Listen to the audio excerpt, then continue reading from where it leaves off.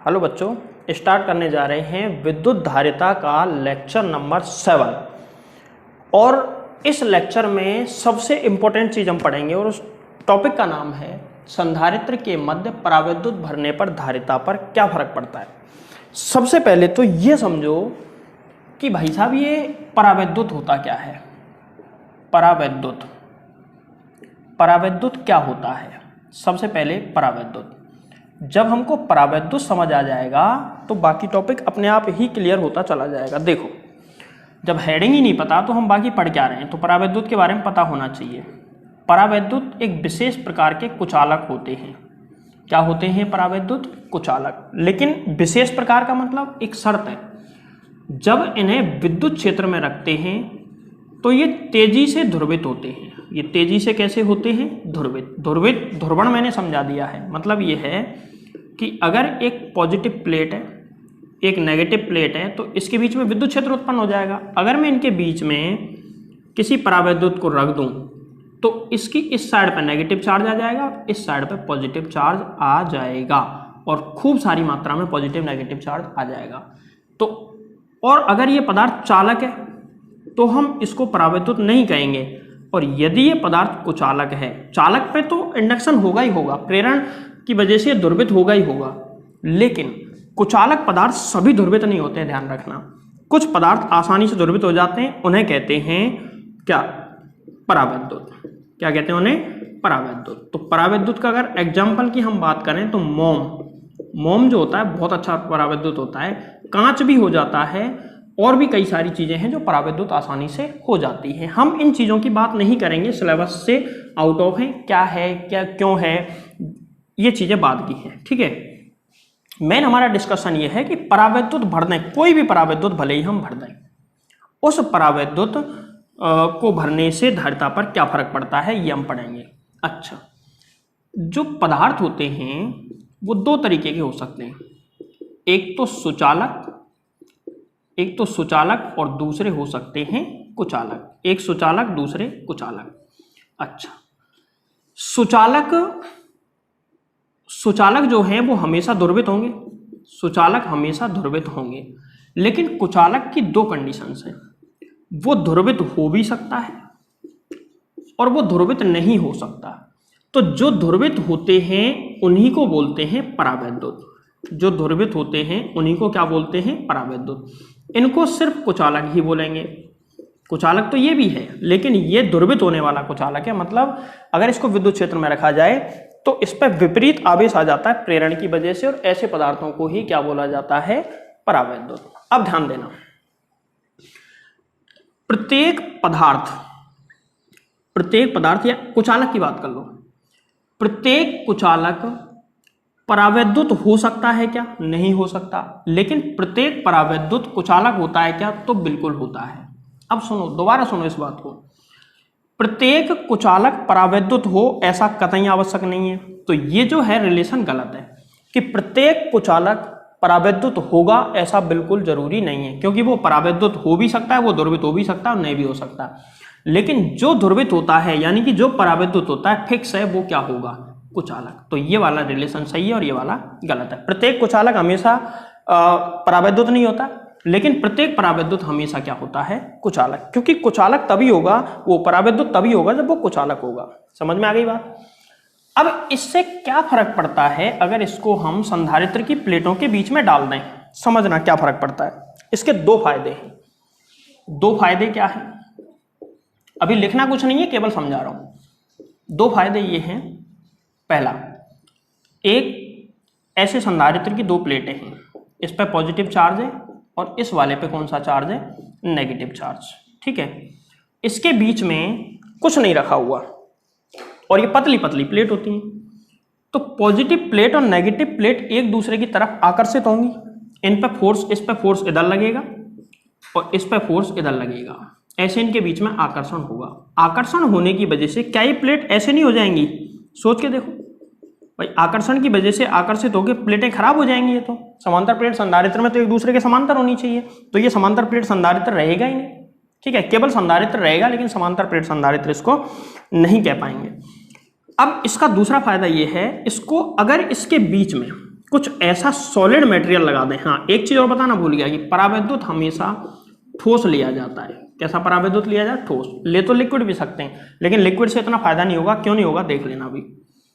अगर मैं यहां से यहां तक इसके बीच में खाली जगह को पूरी तरह किसी ठोस पदार्थ से भर दूं तो ये प्लेटें ऐसे होंगी क्या? ऐसे नहीं होंगी। इसका मतलब एक तो ये फायदा हो जाएगा कि ये समांतर प्लेट संधारित्र ही रहेगा। दूसरा फायदा क्या होता है कि जैसे कि ये ऐसे करके ये संधारित्र है, इसके बीच में विद्युत क्षेत्र है, मान के चलो ई वेक्टर विद्युत क्षेत्र है। अब इसके बीच में परावैद्युत रख दिया। परावैद्युत पे इधर क्या आएगा? माइनस, और इधर क्या आएगा? प्लस। ये विद्युत क्षेत्र प्लेटों के बीच में है, प्लस से माइनस की ओर ई वेक्टर। इस पर विद्युत क्षेत्र, इस परावैद्युत के अंदर जो विद्युत क्षेत्र होगा वो विपरीत दिशा में होगा, प्लस से माइनस। इसको मैं ई आई वेक्टर मान लेता हूं। तो पहले जब इसके बीच में कुछ नहीं है तो विद्युत क्षेत्र कितना होगा? E vector. लेकिन जब इसके बीच में ये भरा हुआ है तो विद्युत क्षेत्र ये अपोजिट डायरेक्शन में है, तो विद्युत क्षेत्र E net is equal to कितना? ई माइनस ई आई घट जाएगा। विद्युत क्षेत्र कम हो जाएगा, प्लेटों के बीच में विद्युत क्षेत्र कम हो जाएगा परावैद्युत रखने। पहला फायदा ये चिपकेंगी नहीं। दूसरा फायदा विद्युत क्षेत्र में क्या हो जाएगी? कमी। तो विद्युत क्षेत्र में कमी हो गई तो ये अच्छी बात थोड़ी है? अच्छी बात है। क्यों अच्छी बात है? इससे दोनों प्लेटों के बीच में जो विभवांतर होता है, विभवांतर घटेगा, और विभवांतर घटने से फॉर्मूला क्या होता है? C बराबर Q upon B. C is proportional to 1 upon B, या डेल्टा बी, जो भी लेना चाहो, विभवांतर है। डेल्टा बी का मान घटेगा तो C का मान बढ़ेगा। इससे धारिता भी बढ़ेगी, प्लस ये प्लेटें चिपकेंगी भी नहीं। ठीक है, तो पहला फायदा प्लेट नहीं चिपकेंगी। दूसरा फायदा विभवांतर कम होने की वजह से इस संधारित्र की धारिता बढ़ जाएगी। तो है ना काम की चीज। तो इस तरह संधारित्र के बीच में परावैद्युत भरने के दो फायदे होते हैं।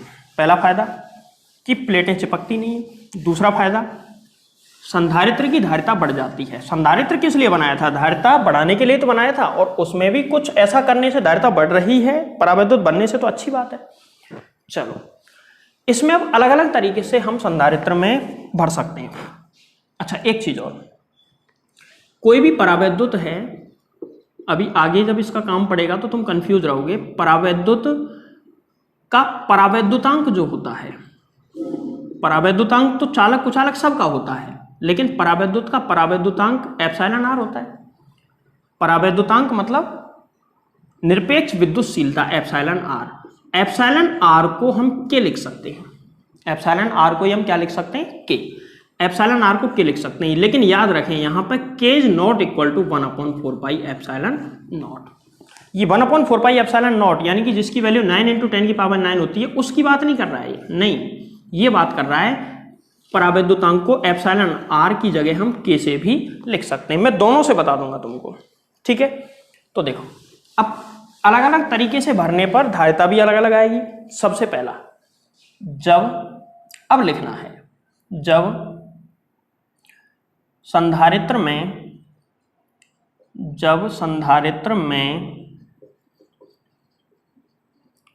परावैद्युत पूर्णतः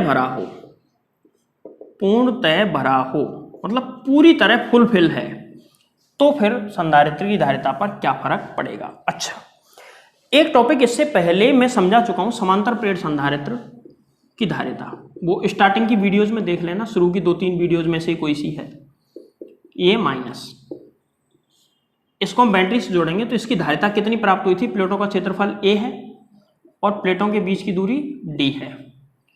तो इसका फॉर्मूला हमको प्राप्त हुआ था C बराबर A एप्सिलॉन नॉट अपॉन में D।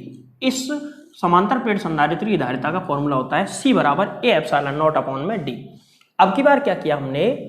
संधारित्र तो है ही, इस संधारित्र की दोनों प्लेटें बनाई, ये देखो, और दोनों प्लेटें बनाने के बाद इनको बैटरी से कनेक्ट करने के लिए टर्मिनल निकाल लिए। अब इसके बीच में इस पे पॉजिटिव चार्ज आ गया, इसके बीच में पूरी तरह फुलफिल, मतलब जगह नहीं होनी चाहिए, गैप नहीं होना चाहिए, पूरी तरह एक परावैद्युत भर दिया।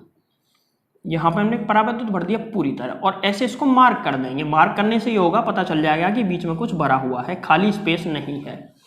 जिसका परावैद्युतांक या तो एप्सिलॉन आर मान लो या फिर मान लो के, या फिर क्या मान लो के, जिसका परावैद्युतांक के है या फिर जिसका परावैद्युतांक कितना है एप्सिलॉन आर। अब इसकी धारिता पर क्या फर्क पड़ेगा, इसकी धारिता कितनी आएगी। तो देखो, सबसे पहले एक तरीका याद रखो, ई के बाद बी और बी के बाद सी, ई बी सी। सबसे पहले प्लेटों के बीच में विद्युत क्षेत्र निकालो, पहला काम। दूसरा काम, अब प्लेटों के बीच में विभवांतर यानी कि डेल्टा भी निकालो, और जब बी निकल जाए तो सी निकल जाएगा, क्योंकि सी होता है क्यू अपॉन बी या डेल्टा बी। डेल्टा बी अगर पता चल जाए तो क्यू में भाग लगा दो, आंसर आ जाता है। अब जैसे इसको आवेश देंगे हम, तो इस पे तो आवेश घनत्व होगा प्लस सिग्मा, इस पर माइनस सिग्मा।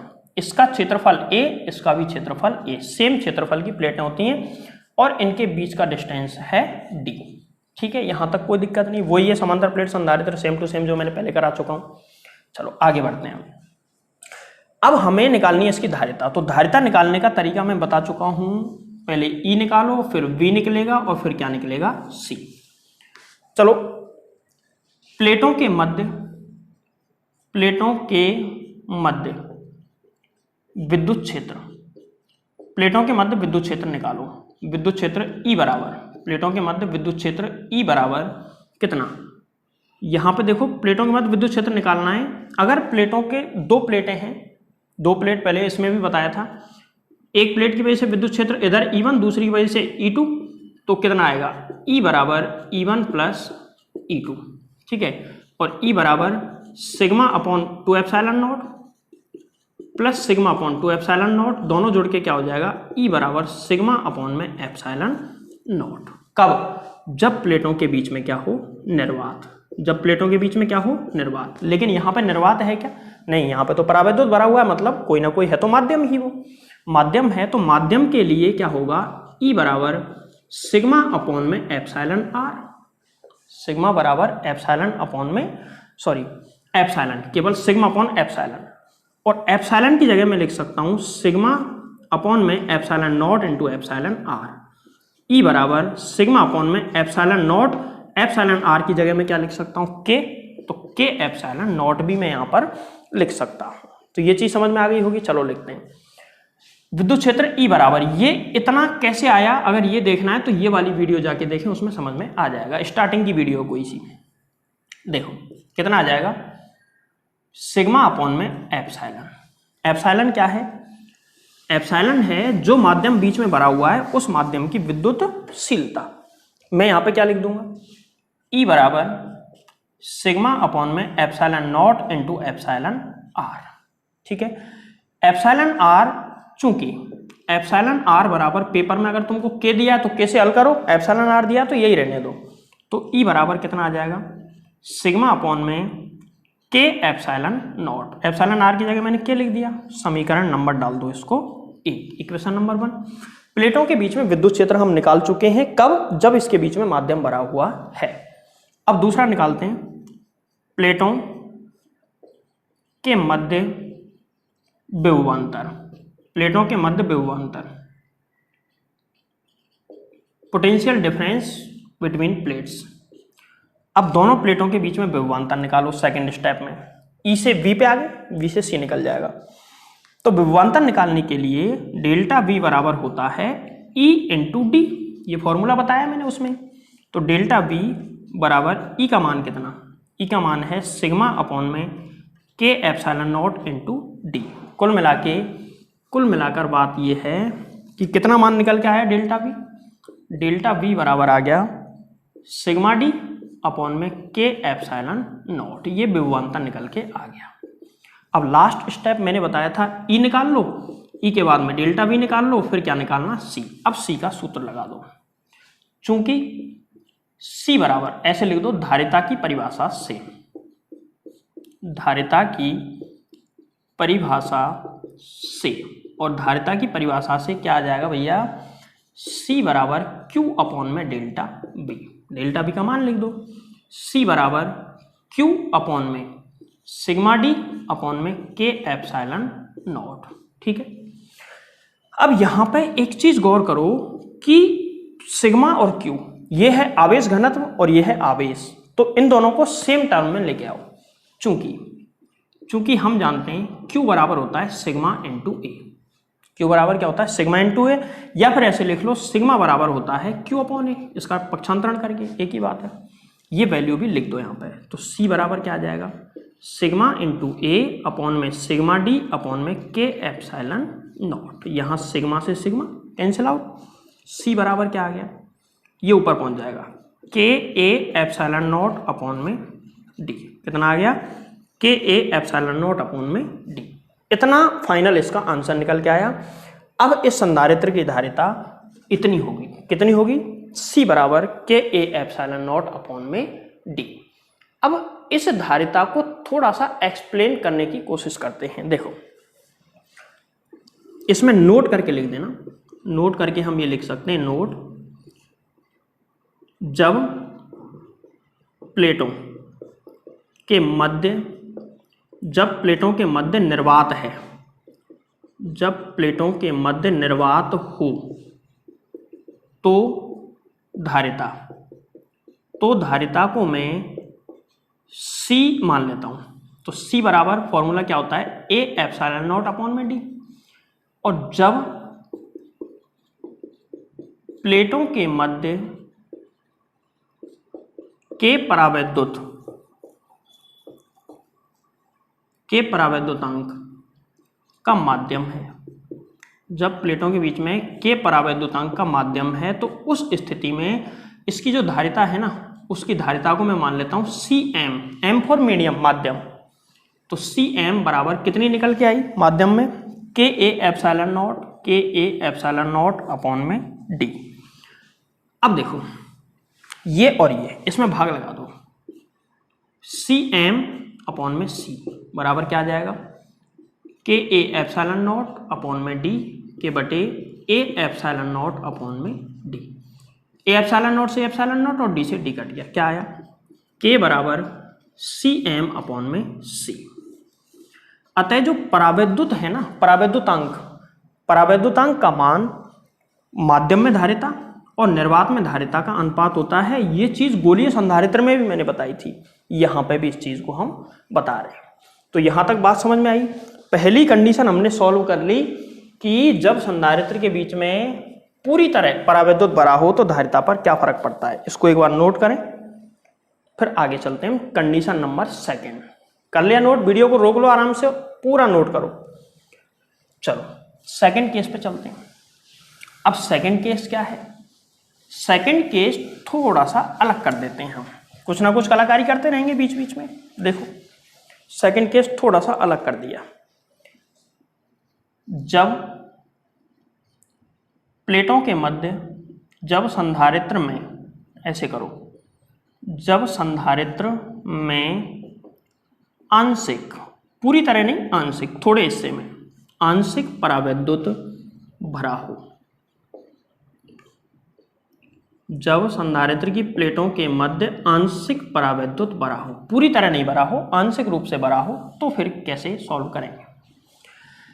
तो ऐसा मानते हैं, माना, ये लैंग्वेज लिख लेना, माना प्लेटों के मध्य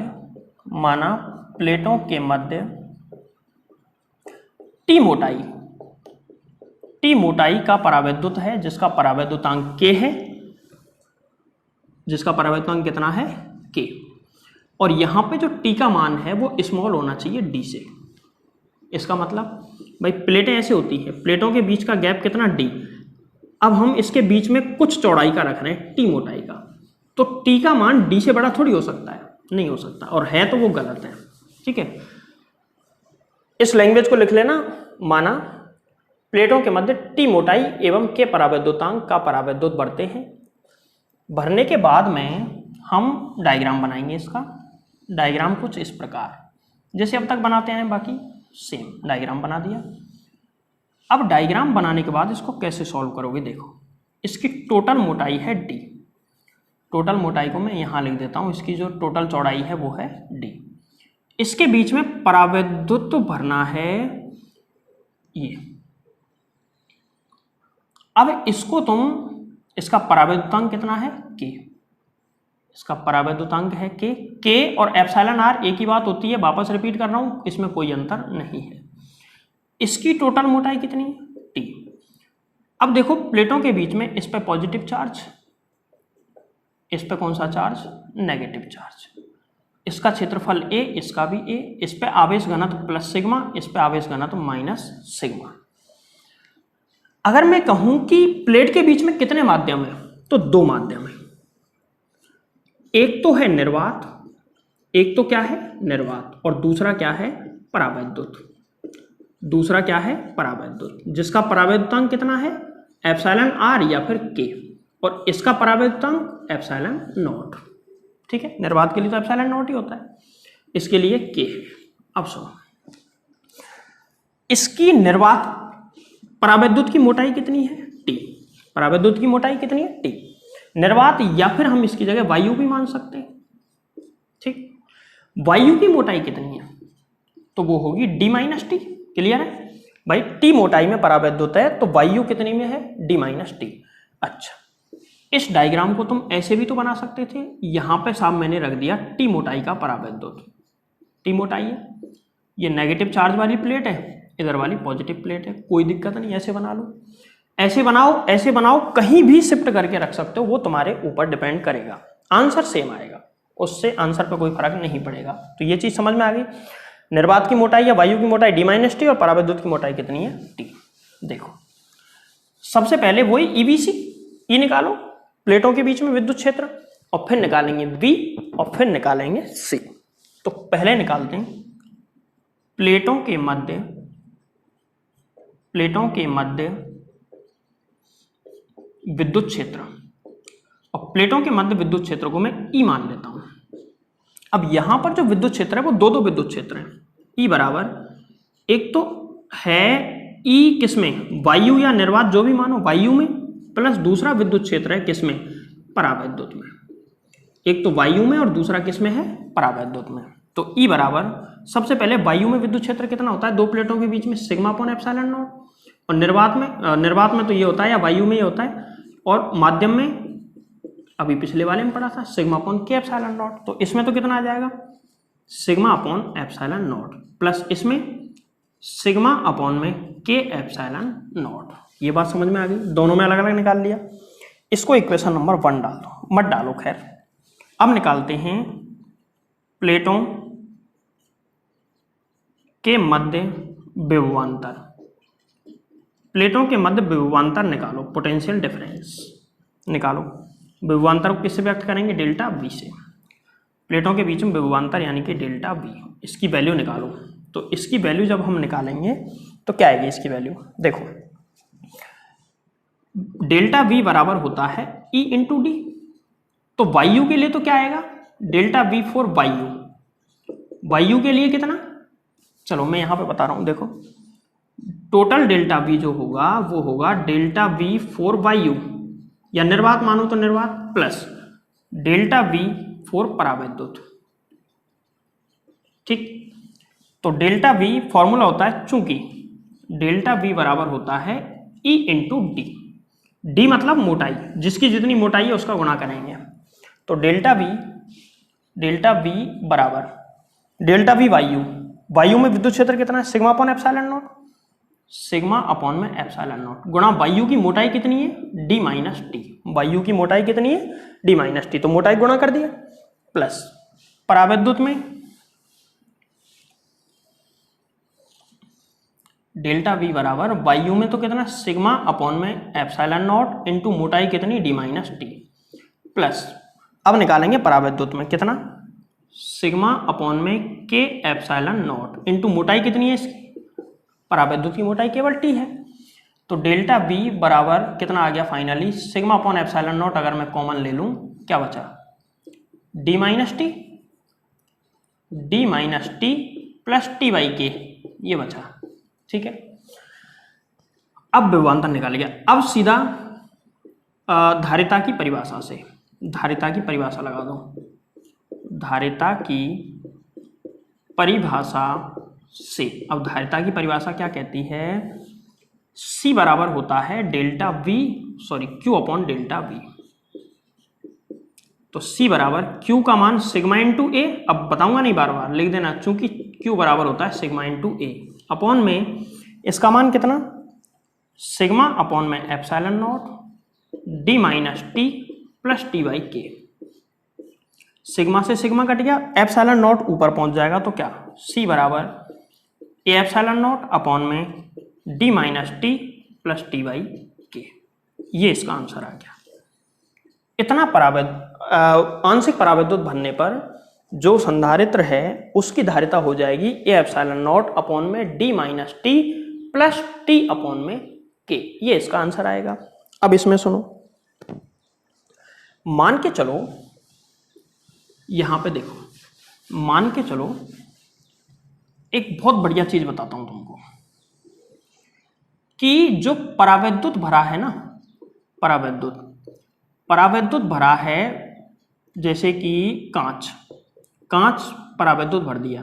कांच के लिए परावैद्युतांक 5 से 10 के बीच में कुछ भी हो सकता है। मान के चलो इसका परावैद्युतांक है 10 परावैद्युतांक है, तो इसके लिए Cg गिलास के लिए कितनी आ जाएगी, ए एप्सिलॉन नॉट अपॉन में D minus T plus T by 10। इसको कैलकुलेट करना है पानी के लिए, गिलास के लिए इतना आ जाएगा। और भी कुछ भी हम ले सकते हैं, कोई भी। अच्छा, अगर मैं यहाँ पे धातु भर दूं इसके बीच में क्या भर दूं, धातु भरने पे क्या होगा, धातु भरने पर ये हो जाएगा Cm मेटल के लिए ए एप्सिलॉन नॉट अपॉन में D minus T plus T upon में धातु के लिए एप्सिलॉन आर या के का मान होता है अनंत होगा, तो यहाँ पे अनंत लिख दो। अनंत लिखोगे तो Cm बराबर ए एप्सिलॉन नॉट अपॉन में डी माइनस टी प्लस 0, अनंत का भाग लगेगा, तो Cm बराबर कितना आ जाएगा, ए एप्सिलॉन नॉट अपॉन में डी माइनस टी। तो इसमें ऊपर वाला भले उतारो मत उतारो, बट धातु के लिए उतार लेना, नोट करके ऐसे लिख देना, नोट करके, जब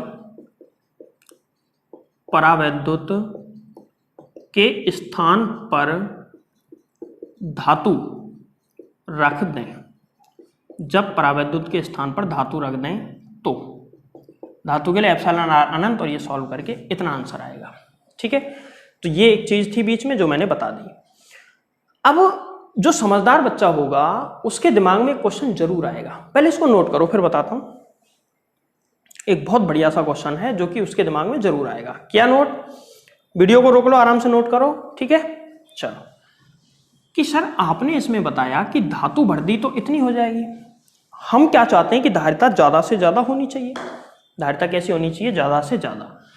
तो उसके लिए धारिता का फॉर्मूला होता है, जब समांतर प्लेट संधारित्र था इस तरीके से, इसके बीच में परावैद्युत भरने के बजाय यदि मैं पूरे में धातु भर दूं तो C बराबर C4 मेटल, कितना फॉर्मूला होता है, फॉर्मूला होता है के ए एप्सिलॉन नॉट अपॉन में डी।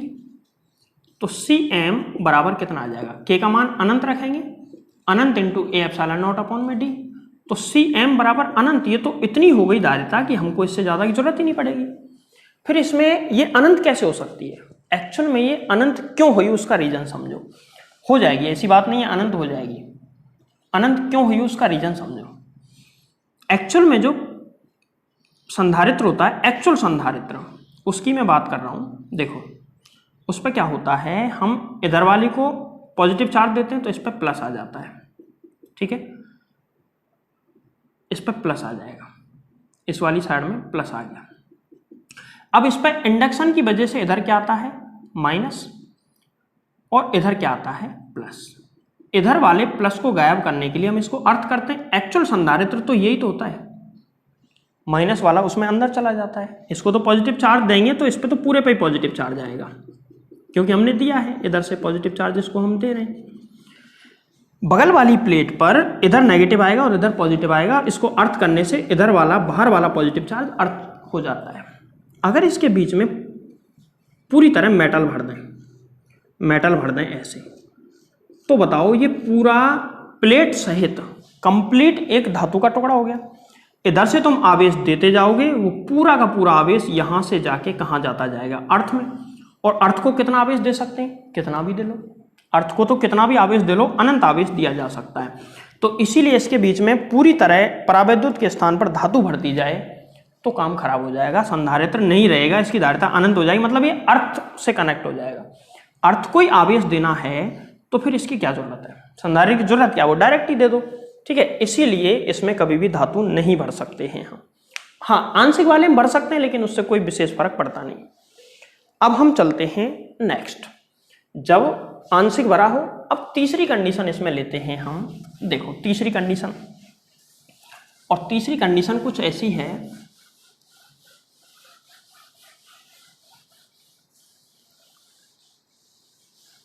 देखो दो कंडीशन समझ में आ गई, तो तीसरी सेम ही है, अलग नहीं है कुछ।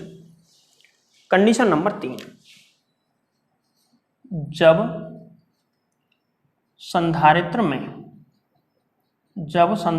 में अनेक परावैद्युत भरे हों, अनेक मतलब बहुत सारे, जब संधारित्र में अनेक परावैद्युत भरे हों, अनेक परावैद्युत भरे हुए हैं, बहुत सारे परावैद्युत इसके बीच में डाले गए हैं।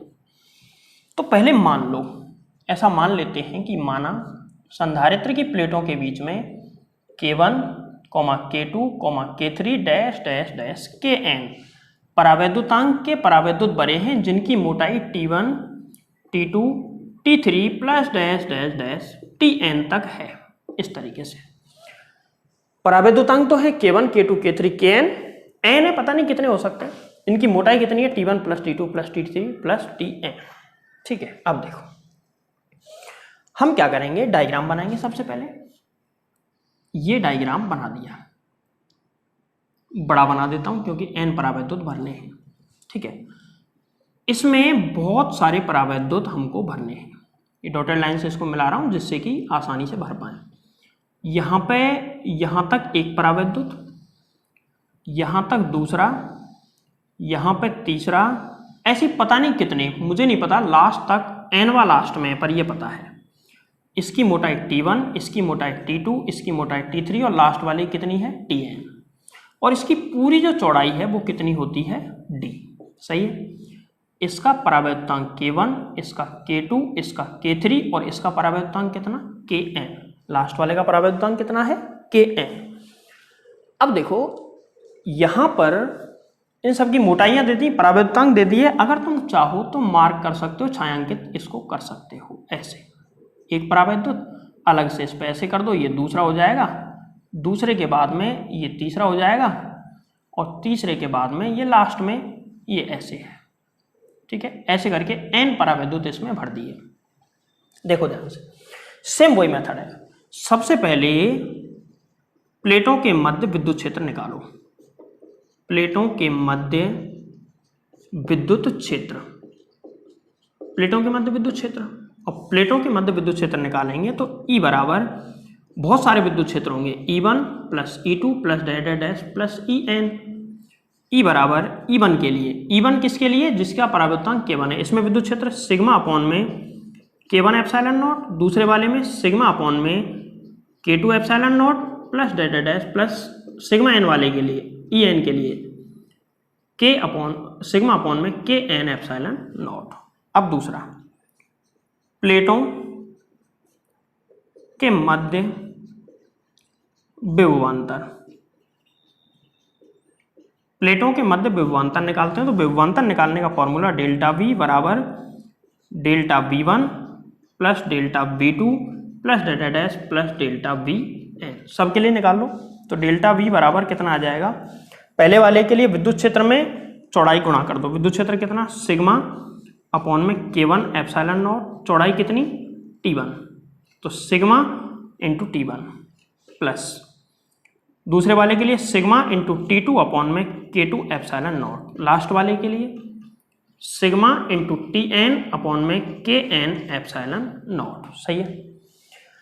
लास्ट धारिता की परिभाषा से, धारिता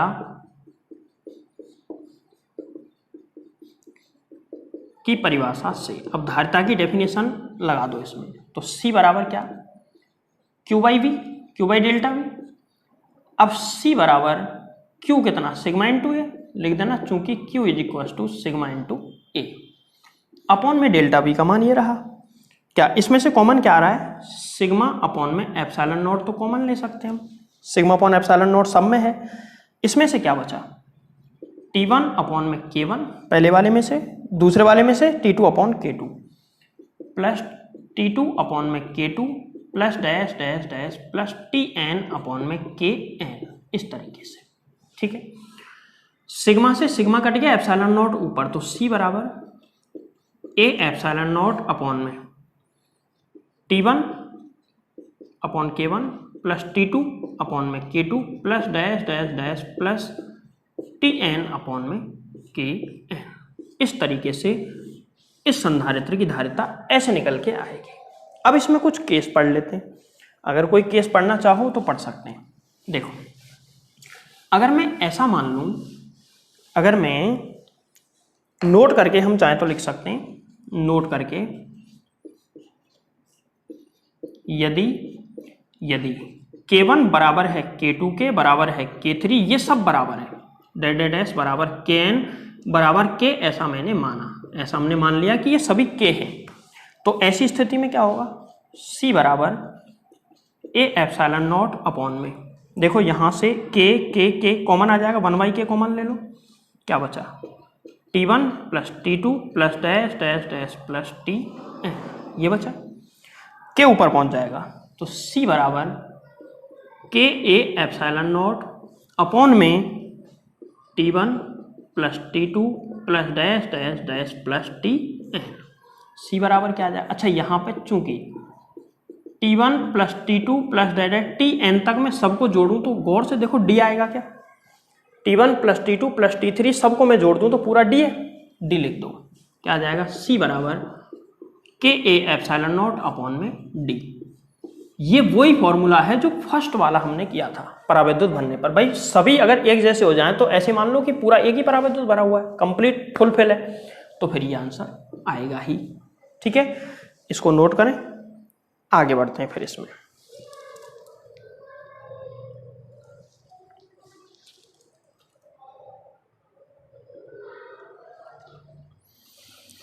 देखो, अब इसके कुछ सवाल देख लेते हैं, इसके सवाल कैसे कैसे और बन सकते हैं। देखो भैया, सवाल देखो इसके क्या क्या सवाल कैसे कैसे बन सकते हैं। इसमें देखो, सबसे पहले तो ऐसा सवाल भी बन सकता है कि मान के चलो, देखो क्वेश्चन, ऐसे सवालों को सॉल्व करने का तरीका सुन लो पहले तो। क्वेश्चन नंबर 1, संधारित्र की धारिता ज्ञात करो। दिए गए संधारित्र की धारिता ज्ञात करो, संधारित्र की धारिता ज्ञात करो, ऐसा सवाल दे दिया। इसमें दो सवाल मैं ले रहा हूं, एक सवाल ऐसे कि भाई एक संधारित्र ये है, सवाल ये एक ये हो गया, और दूसरा सवाल ये, इन दोनों संधारित्रों की धारिता निकालो। अगर ऐसा तुमसे सवाल दे दे, एकदम सिंपल टाइप का सवाल है, अंतर इतना सा है कि इसमें दो परावैद्युत ऐसे भरे हुए हैं, दो भरे हुए हैं जिनकी चौड़ाई बिल्कुल बराबर है, बराबर है तो इसकी d/2 और इसकी भी d/2, इसकी टोटल चौड़ाई कितनी है d। इसमें परावैद्युत ऐसे भर दिए उसने, समझ में आया। इसमें परावैद्युत भर के दिए हैं कुछ ऐसे, और इसमें परावैद्युत भर के दिए हैं ऐसे, एक परावैद्युत ऐसे और दूसरा परावैद्युत ऐसे। इसका परावैद्युतांक K1, इसका K2, इसका परावैद्युतांक K1, इसका K2। अच्छा, इसकी तुल्य धारिता निकालो और इसकी भी तुल्य धारिता निकालो। कैसे निकलेगी देखो, यहां पर सीरीज और पैरेलल कॉम्बिनेशन काम में लेना है। देखो, अगर मैं इसको बैटरी से जोड़ूं ऐसे, तो इसका पोटेंशियल V तो इसका 0, तो ये V पे आ गया और ये आ गया 0 पे, इसके बीच में X मान लो।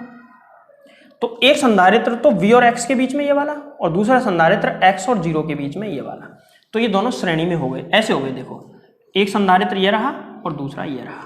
इसमें परावैद्युतांक K1 और इसमें परावैद्युतांक कौन सा K2। अंतर इतना है कि इसकी चौड़ाई भी d/2 और इसकी चौड़ाई भी d/2, प्लेटों का क्षेत्रफल a ही रहेगा। इस वाले को देखो, इसमें अगर मैं बैटरी जोड़ता हूं तो ध्यान से समझना, इसका पोटेंशियल V, इसका 0, प्लस वाले का V और माइनस वाले का 0, तो इधर V इधर 0, दोनों संधारित्र V और 0 से जुड़े, तो ऐसी स्थिति में ये माने जाएंगे समांतर में। ये दोनों कैसे माने जाएंगे? समांतर। अब ये समांतर में है, ठीक है। देखो ये दोनों समांतर में हैं, लेकिन अंतर क्या होगा? दोनों की चौड़ाई d, इसकी चौड़ाई भी d, इसकी चौड़ाई भी d। अंतर क्या है? ये यहीं तक है, ये यहां तक है, तो पूरे का क्षेत्रफल अगर a है तो आधे का क्षेत्रफल a/2 a/2, इसका क्षेत्रफल आधा रह गया a/2 a/2। फाइनल आंसर निकालते हैं, तरीका मैंने बता दिया है, अब फाइनल आंसर सुनो। दो संधारित्र कैसे कैसे जुड़े हुए हैं जो हमने जोड़ दिए हैं, ये इसमें सीरीज में है, उसमें दोनों पैरेलल हैं। और भी इसके खूब सारे सवाल बन सकते हैं। सबसे पहले इसको देखो, तो इसमें एक संधारित्र तो ऐसे है और दूसरा संधारित्र है ऐसे। इस वाले में संधारित्र कुछ ऐसे, एक संधारित्र यहां पर और दूसरा संधारित्र यहां पर, ऐसे करके, ठीक है। इस संधारित्र की चौड़ाई कितनी है? d, इसकी भी कितनी है? d। इसकी प्लेटों का क्षेत्रफल a/2 a/2। इसमें उल्टा सिस्टम है, इसमें कितना परावैद्युत भरा है? K1, इसमें भरा है K2, इसमें उल्टा है। परावैद्युतांक K1 K2, इसकी चौड़ाई कितनी है? d/2, इसकी कितनी? d/2। और क्या? इसकी प्लेटों का क्षेत्रफल a, तो इसकी a। अब ये दोनों सीरीज में, इसकी धारिता C1 और इसकी धारिता मान लेता हूं C2। ऐसे ही इसकी धारिता C1 और इसकी मान ली मैंने C2। इसमें पहले C1 C2 का मान निकालो। C1 बराबर, जब परावैद्युत भरा हो तो धारिता होती है Ka(ε0/d), ये तो होती है धारिता जब परावैद्युत भरा हो, तो ये धारिता का फॉर्मूला होता है परावैद्युत भरने पर। यहां पर C1 के लिए क्या हो जाएगा? K1 A(ε0/d/2। सेम C2 के लिए, C2 के लिए क्या हो जाएगा? C2 बराबर K2 A(ε0/d/2। अब इसके लिए C इक्विवेलेंट निकालना है। C इक्विवेलेंट का फॉर्मूला सीधा होता है C1 डॉट C2 अपॉन में C1 प्लस C2, इसमें रख दो C1 plus C2 dot C2, तो क्या आ जाएगा? K1 इंटू K2, चलो मैं गुणा कर देता हूँ, K1 A(ε0) अपॉन में d/2। ये d/2 है तो ऊपर पहुंच जाएगा, तो ऊपर वाले क्या लिख दो? 2K1 A(ε0) अपॉन में d into 2K2 A(ε0) upon में d के बटे में कितना? 2K1 A(ε0) अपॉन में d plus 2K2 A(ε0) upon में d, ठीक है। ये आया, इसकी कैलकुलेशन करो, और जब कैलकुलेशन करेंगे तो फाइनल आंसर हमारे सामने आ जाएगा। क्या आंसर आएगा? देखो कैलकुलेशन कर लेते हैं इसकी। इसका गुणा होगा तो 2 2 जा 4, 4 K1 into K2, K1 into K2 A square. अच्छा इसमें से कॉमन ले लो ना, नीचे से आसानी से सॉल्व हो जाएगा। इसमें से कॉमन ले लो जो आ रहा है। कॉमन क्या आ रहा है? नीचे वाले में से कॉमन लो, नीचे वाले में से पहले कितना? A(ε0) अपॉन में d कॉमन आ जाएगा। क्या बचा? 2 भी आ रहा है, 2 भी कॉमन ले लिया। K1 plus K2, K1 plus K2 बचा, सही है। इसमें से K1, इसमें से K2, बाकी सब कॉमन आ गया। ऊपर से देखो, ऊपर इनका गुणा कर लो, गुणा करेंगे तो क्या आएगा? 2K1 into K2 A square (ε0) का स्क्वायर अपॉन में d स्क्वायर। अब काट लो जो कट जाए, a से a कट गया, (ε0) से (ε0) कट गया, 2 से 2 कट गया, ऊपर 2 2 जब 4 हो जाएगा ये, तो ये 2 टाइम कट गया, ठीक है, 2 बार कट गया। और क्या कटा? एक d से एक d कट गया। कुल मिला के फाइनल आंसर इसका ये आया 2K1 K2 A(ε0) अपॉन में K1 plus K2 into d। ये C इक्विवेलेंट का मान है। इस तरीके से ऐसे सवालों को सॉल्व किया जाएगा। देख लेना एक बार, गुणा सही किया है ना एकदम, हाँ बिल्कुल सही है। ठीक है, इस तरीके से इसका आंसर आ गया। कोई भी सवाल आए इसी तरीके से हम करेंगे। अगर 2 से ज्यादा जुड़े होते तो फिर हम वो फॉर्मूला लगा देते, 1/C equivalent is equal to 1/C1 plus 1/C2 plus 1/C3, जितने हैं उतने लगा दो, प्लस 1/CN, ये फॉर्मूला फिर लगाते हैं हम। इसको एक बार नोट करो जिससे कि अगला सवाल भी मैं करा सकूं। वीडियो रोक लो यहीं पे, कर लिया नोट? ठीक है, देखो अभी अगला सवाल करते हैं। उस वाले सवाल को देखो, दूसरे वाले को, इसका आंसर हम निकालते हैं। तो इसमें समांतर है और समांतर वाले का सीधा फॉर्मूला होता है C equivalent is equal to C1 plus C2। C equivalent बराबर C1 कितना, K1, देखो इसमें क्या आएगा, K1 A की जगह A/2 एप्सिलॉन नॉट अपॉन में D, प्लस K2 A की जगह A/2 एप्सिलॉन नॉट अपॉन में D। सही है, यहां से 2 नीचे पहुंच जाएगा, तो C इक्वलेंट बराबर K1 A epsilon naught upon में 2D plus K2 A epsilon naught upon में 2D। फाइनल आंसर क्या आया यहाँ से, C इक्वलेंट बराबर क्या कॉमन आ रहा है, A एप्सिलॉन नॉट अपॉन में 2D, क्या बचा K1 प्लस K2। ये इसका आंसर आ जाएगा इस वाले का। बोलो समझ में आई बात? इस टाइप से सवाल ये करने हैं। अगर मान के चलो अब क्वेश्चन सॉल्व करना तुमने सीख ही लिया, मैं कुछ क्वेश्चन दे रहा हूं जिनको कि खुद करने हैं तुमको, ये सवाल नोट कर लो। कुछ क्वेश्चन देके इस लेक्चर को करते ही खत्म, फिर मिलेंगे अगले लेक्चर में और कुछ अच्छे टॉपिक के साथ। सवाल नंबर होमवर्क जो कि तुमको खुद करना है, अगर कोई डाउट है तो पूछ लेना कमेंट करके। होमवर्क के क्वेश्चन नंबर के हिसाब से पूछ लेंगे, सर होमवर्क का क्वेश्चन नंबर 1 नहीं हो रहा, 2 नहीं हो रहा, जो भी नहीं हो रहा है उसका सॉल्यूशन मैं दे दूंगा। देखो ऐसे करके एक सवाल में दे रहा हूं, ये इसमें परावैद्युत कुछ इस तरीके से भरे गए हैं ऐसे। अब इसका आंसर निकालेंगे हम। इसका परावैद्युतांक K1, इसका K2 और इसका K3। ठीक है, इस तरीके से यहाँ पे परावैद्युत भरे गए हैं। पूरी चौड़ाई वही D और पूरी का क्षेत्रफल A। सवाल नंबर 2 देखो, अगर हम ऐसे करें, देखो यहां पर एक ऐसे और 2 ऐसे, इसका परावैद्युतांक K, इसका 2K और इसका K/2। समझ गए? K की जगह ये वैल्यू काम में ले लेना, K1 K2 है तो ये ले लेना ऐसे। इसका परावैद्युतांक निकालो, ये जस्ट हाफ, इधर वाला D/2, इधर वाला भी D/2। ठीक, प्लेट का क्षेत्रफल यहाँ पे हाफ हो जाएगा A/2 और इसका भी A/2 और इसके लिए A रहेगा। थर्ड क्वेश्चन, अगर मान के चलो हम एक सवाल ऐसा बना दें जिसमें 4-5 कितने ही संधारित्र जोड़ दो, तुमको दिक्कत क्या आ रही है? देखो जस्ट सेंटर से एक लाइन बनाई, आधा है ये बिल्कुल, और ऐसे जोड़ दिया।